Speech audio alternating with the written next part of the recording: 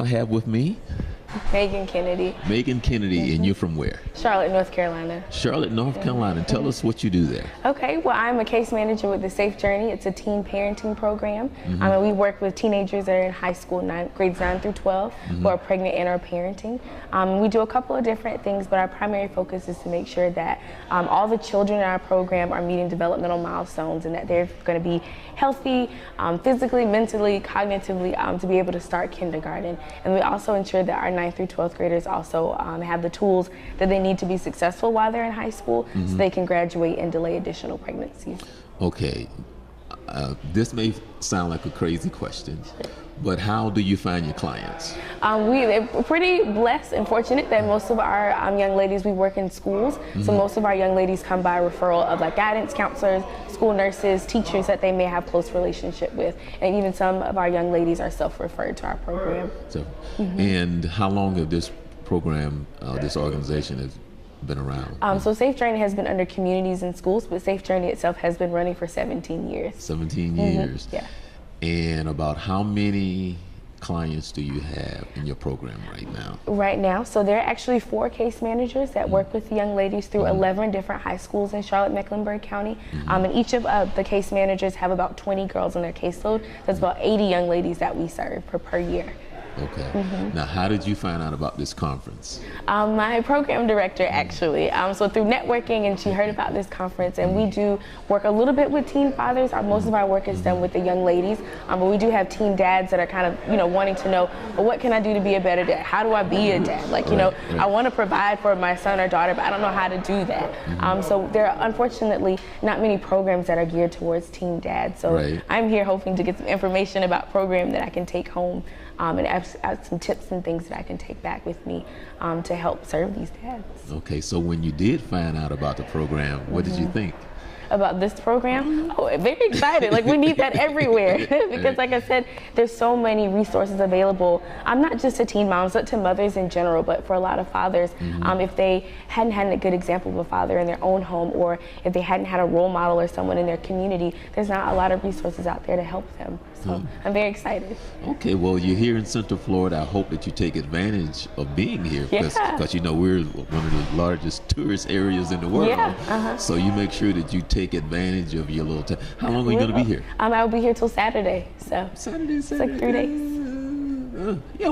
Well, you're leaving early Saturday or late Saturday? Late Saturday. Oh, so it works out. So there's some things I can do. See, so she planned that late Saturday so she get to do the tourist thing. Well, thank you for coming by. Thank you. I'm very excited. Good luck with your program. Thank you very much. And I have with me Eugene Schneeberg from the National Responsible Fatherhood Clearinghouse. All right, welcome to Central Florida. Thank you, Charles. And you're out of where? I'm out of the DC area. All right. The National Responsible Fatherhood Clearinghouse is a federally funded initiative, and we work with fatherhood organizations all throughout the country, so we're excited to be here. How long have you been around? The NRFC is about 10 years old. Okay. Yeah. And exactly what do you do? I run outreach for the National Responsible Father Clearinghouse. So we participate in about 25 conferences annually, national, regional, and local conferences, all focused on promoting responsible fathering. So we work with organizations like Child Support, Head Start, and of course, Young Fathers of Central Florida, working with young fathers. Okay, now when you say work with young fathers, tell us exactly what does that mean? Sure. So the NRFC produces products that would be helpful for practitioners and fathers. So we run fatherhood.gov. So you can go online and you can download tips for working with young fathers. We just rolled out a new section of our toolkit specifically focused on lessons learned from practitioners that have been working with fathers for decades. So at this conference, we're going to be doing 2 workshops focused on working with young fathers. Oh, okay. And about what's the average age group of the fathers that you work with? Yeah, we generally, when we talk about teen and young fathers, we're generally talking about 16 to 24-year-olds for the most part. Okay. Now, how did you find out about this conference? How did you find out about young fathers in Central Florida? Hockey is pretty well known throughout the country in the fatherhood space. Remarkable gentleman. I actually came to the first conference several years ago. Okay. And I'm glad to be back, so this will be my second time. And there's not there's not a lot of national convenings that really specifically focus on teen and young fathers. So this conference in particular is really important because it really helps us laser in on this issue. Okay, well, I want to thank you for coming here and keep spreading the word. Thank you for what you do. And keep doing what you're doing. Really, really, well, I don't have to tell you how badly we need you. Yeah, it's so important. It's the best investment we can make. All right, thanks. And I have with me Gary Alderman. Gary, how you doing? I'm well, man. Tell us about Gary and where you're from. Originally from St. Petersburg, Florida. Born and raised in St. Pete. Actually got to the Central Florida area in 1992. All right. Went to UCF. All right. Yeah. Now you work with the city of Orlando. Absolutely. Yes, okay. sir. Tell us about what you do over there in your program. I'm actually a recreator. I'm a facility manager. I have like 13 staff, and we basically run an after-school program, summer camp program. We actually have programs for the community. So we kind of just do it all. All right. Now, what is the age group? Oh, we go 5 to 14. We go 5 to 14, and then after that we go from, for the kids, with the program we go to 16 to 18. Okay, now in your program, kind of explain what is it that you do with the youth and the different activities that you may have. Right. Well, being the center I'm at now is Wayview Community Center. We're right adjacent to Boone High School, and we have an after-school program that goes to 5 to 14, and what we try to do is provide a secure environment for the children. We make sure that we help them with their homework. We provide a lot of exercise for them because childhood obesity is one of the things that a lot of kids are fighting, unfortunately. So we do a lot of programming with activities, a lot of swimming, a lot of playing, stuff like that. We have an excellent karate program. We have a rock steady program that helps out with cerebral palsy. So just blessed. Okay. Where can people go to find out more about your program, or if there's someone that's in your area that would like to find out how can they take part? What is it that they need to do? Actually, you can go right to the city website. Once you go to the city website, you're going to click on a button like recreation, and then you can go right down to Wayview. And actually, there's sites all over the city, Charles. So, but to get in contact with me, you can call 407-246-4479 and just ask for Gary, or a staff will pick up, and they'll be able to answer any questions for you. Okay. Now, how did you hear about Young Fathers of Central Florida? Oh man, I've been a part of this forever. It came through Mr. Rodney Williams, which is a big proponent of this. He affords us to allow us to be able to be a part of it and come. So, been a part of it now since it started, man. All right. Well, coming to the conference, what are you looking to get out of the conference? Just learning more, a better technique to save these kids, learning more of a different resource, or see if there's more resources out there that we can go to them, that we can present to them to better their situation. A lot of the kids, Charles, don't have hope, and a lot of them don't know what they don't know. Right. They don't know that, hey, you know what, if once you have this child, there are resources. It don't end once you had a child. Right. You know what I mean? Right. So you just got to keep moving forward and find out what the resources are. Right. And a lot of kids, Charles, don't know the resources. They don't know where to get help. And what makes it sad is that the parents don't know. Well, that's what I'm saying. That's the key. See, of course, the kids don't know. The parents need to know. Right. And so the parents are the ones that need to be able to access the programs and take advantage of them and know that the programs are there for them. That's right. Right. And with this program that Mr. Akey has come up with is that this is a conduit to help, and make things better. Right. That's all. Okay, well, thank you for stopping by and talking to me. No problem, Charles. Right. My man. All right. And I have with me Betsy Vanderling, Orange County Commissioner. How you doing? I'm doing well, thank you. All right. Well, I'm sorry. I should know who you are. No reason you should. Which district are you? District 1. District 1, which covers? Southwest Orange County, roughly. Oh, yeah. Okay. Yeah, I used to work for Orange County. Did you? I was there when we first started Orange TV. Wow. When Linda Chapin and everybody. And I so remember. Yeah. Well, thank you.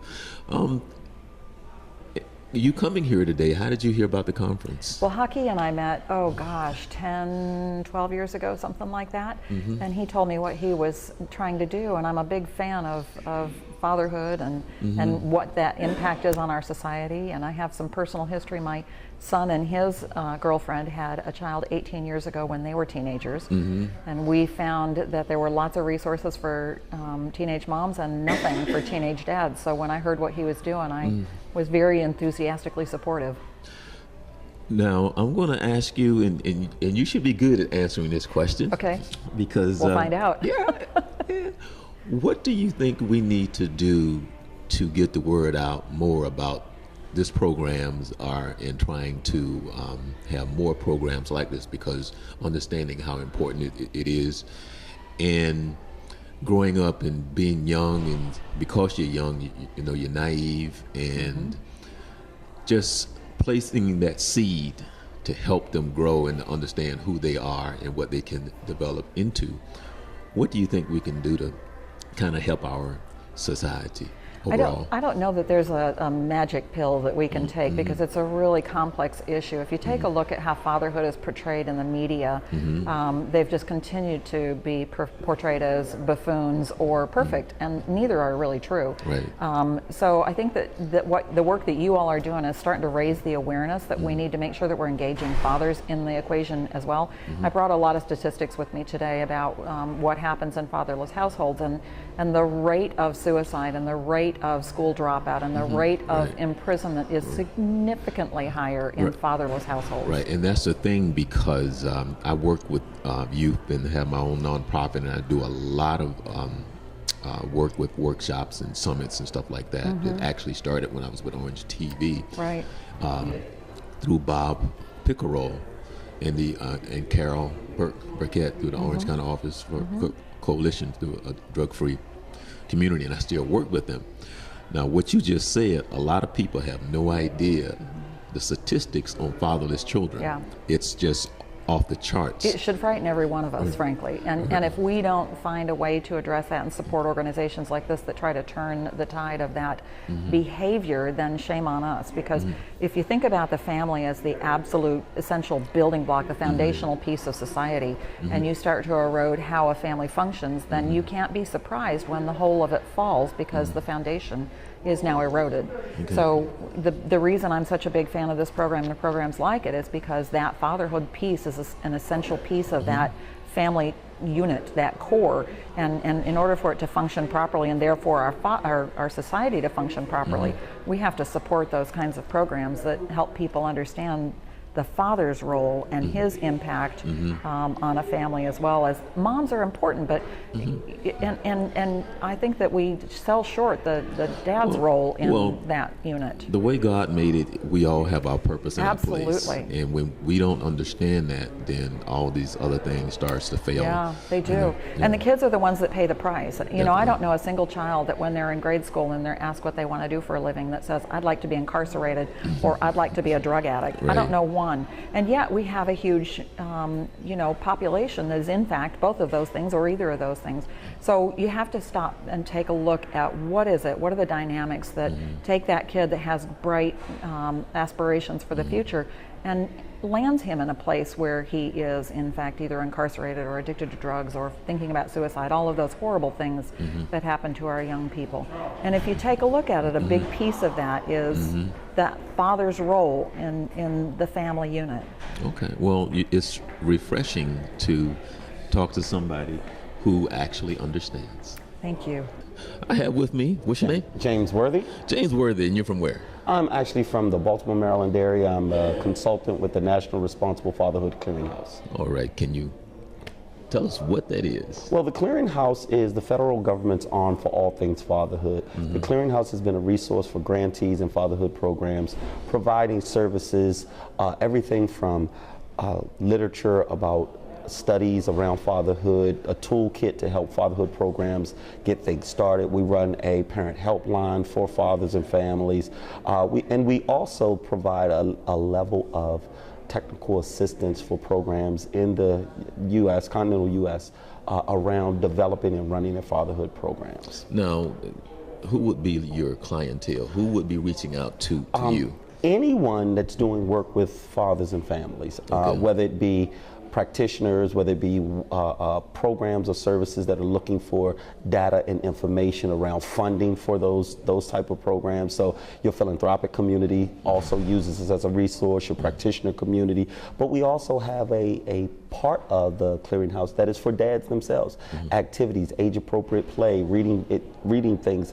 As a matter of fact, we featured something that we're very proud of called the Fatherhood, Take Your Child to the Barbershop. It's an actual coloring book for children, so it's a reading activity for dads and their children. So we've been around trying to make sure that all constituents dealing with fatherhood and family strengthening have some type of resource. Now, how do you try to get the word about your services and who well, you I'll are? tell you this, most people have seen fatherhood.gov. As a matter of fact, if you ever seen the campaigns on TV called Take Time to Be a Dad, one of the most memorable commercials. It hasn't played in a couple years, but one of the most memorable ones was the gentleman outside of the apartment building doing cheering with his daughter. So, and we've partnered with the Wrestling Federation. We've partnered with movies that have come out that have a fatherhood theme, a lot around the Disney movies and those type of things. So that's how we get the word out. We have billboards, we have all those placements. We work with the Ad Council to put those type of advertisements and PSAs. And around Father's Day, we have a major media campaign, everything from television, radio, billboards. We have fatherhood.gov. You can follow us on Facebook. Now over 200,000 followers there. So just getting the word out in every way you can. And how long have you been around? Well, the National Responsible Fatherhood Clearinghouse has been here better than a decade now. I have been blessed to come out of the fatherhood practitioner world, but I've been affiliated or speaking with or being a consultant to the clearinghouse now for about 8 years. Okay, and what would you like to see happen in the future? As far as the work of fatherhood, what I'm really hoping is that we continue to make services and support for fathers as mainstream to the human service world as services to children and mothers. I don't want to take away from anything happening with mothers or children. I just want to enhance or increase the level of support that are given to fathers. Okay, and how did you hear about Haki in this conference? This conference, we've been blessed to be a part of this conference in other years. Some of my colleagues at the clearinghouse, they're very familiar with it. So when Haki reached out, we reached out to him, he reached out to us, and we were able to be a part of the conference. All right. Well, thank you for coming on and talking to us. Thank you much. All right. And I have with me Mark Himes. I'm with the South Carolina Center for Fathers and Families. All right. Why don't you tell us about your program there? Sure. The South Carolina Center for Fathers and Families, we are a statewide network of fatherhood programs. We have 17 sites throughout the state, and we serve about 33 counties providing fatherhood programs. And we're here today because we're one of the, I don't want to say a new initiative, but we definitely want to get further into working with young fathers, and we've secured a grant and working on some other opportunities of working with young fathers as well as our general fatherhood population. Two things. How long have you been around, and what are some of the services that you provide? The South Carolina Center has been around since about 2000. It started as a series of grants from the Sisters of Charity Foundation. Their thing is to attack poverty, health and poverty are the two issues they want to attack. So they looked around, were looking to see what they could do in the state of South Carolina, and they saw that fathers was a big key to poverty, but yet nobody was really dealing with it. So they started with a series of grants, then they decided to form the center, which is where I work, and now you have sites throughout the state that provide groups on parenting skills, healthy relationships, what we call economic stability. We have an employment boot camp, which is a week-long program to help guys get employed. Just anything to make them better fathers. Okay, and what's the age group do you work with mostly? Our average age is probably early 30s, but anybody can be in the program. We currently have a grant with the Parenting Assistance Fund through the Office of Adolescent Health, and with that group, it's targeting young fathers. But overall, it's a mixture of guys, but early 30s is our general population right now. But again, we're looking to change that and get some of the younger fathers more involved as well. Now, how did you hear about Haki and this conference? Through one of the partnerships we have is with the South Carolina Campaign to Prevent Teen Pregnancy, and we work with on the Parenting Assistance Fund grant with them, and they attended last year, and they let us know about it this year. So wanted to come out and see what you guys are about. All right. Well, I want to say welcome to Central Florida. Thank you. Make sure that you take advantage of being in Central Florida. Yes, yes. When are you leaving out? On Friday. You say take advantage, then you show up and it's wet and cold, but it's cool. I have family here, so it's a great place to be. So. All right. Well, thank you for taking the time to stop by and talking to us. Appreciate it. And I have with me Venise Flight with the Florida Department of Health in Seminole County. Seminole County. So you're over in the Sanford area. Our office is in Sanford, yes. All right. Well, tell us about your program. Well, the Florida Department of Health in Seminole County, in that role at the Health Department, I am the manager of the Office of Health Promotion and Education. So in that capacity, we do a lot of community engagement and outreach. We have a Men's Health Advisory Committee, a Minority Health Task Force, and we also have a really strong employee wellness program where we're not just providing public health services such as your immunizations and your condoms and your birth certificates, but we also have a focus on making sure that we are well as employees. So we put a lot of emphasis on taking care of ourselves as well and our families. Okay, so now what you just said, but I'm gonna have you kind of repeat what you just said, because if you look at all the different departments and what you do, and if you was to put it in a pot and stir it up, you provide the services of what would you say? Public health services. And that means total wellness. Okay. So not only your physical wellness, but your mental wellness, as well as we also have partners to address your financial wellness. So not just the public health department working on what we think of as the medical model, but we reach out and we have a farmer's market, we have a food bank. Oh, wow. Okay. We have, today's Thursday, so we have workout classes every Thursday at the health department. Okay. And you wouldn't have thought of that at first, right? Right. You think condoms, shots. Okay. But we do a lot of things for the total well-being. Okay, and your clientele usually the age of what? It varies because we do have the WIC, Women and Infants and Children program, and we have Healthy Start, and that is for the pregnant and mothers of young children. But we also have refugee health, so we have international clients, we have local clients. So there's no service, anyone can use our services. People usually think of the health department as the clinic for the poor or those who are uninsured. But we do also have services at a sliding fee scale and fee for service. So if you wanted to come in and you were traveling out of the country and you have health insurance and you're from a well-to-do background, you can still use our services because we have other things such as travel, vaccinations. Everyone dies. So we see clients who need death certificates and birth certificates. So we have other services that are not just for low-income families as well as uninsured families. Oh, wow. And so how did you hear about the conference?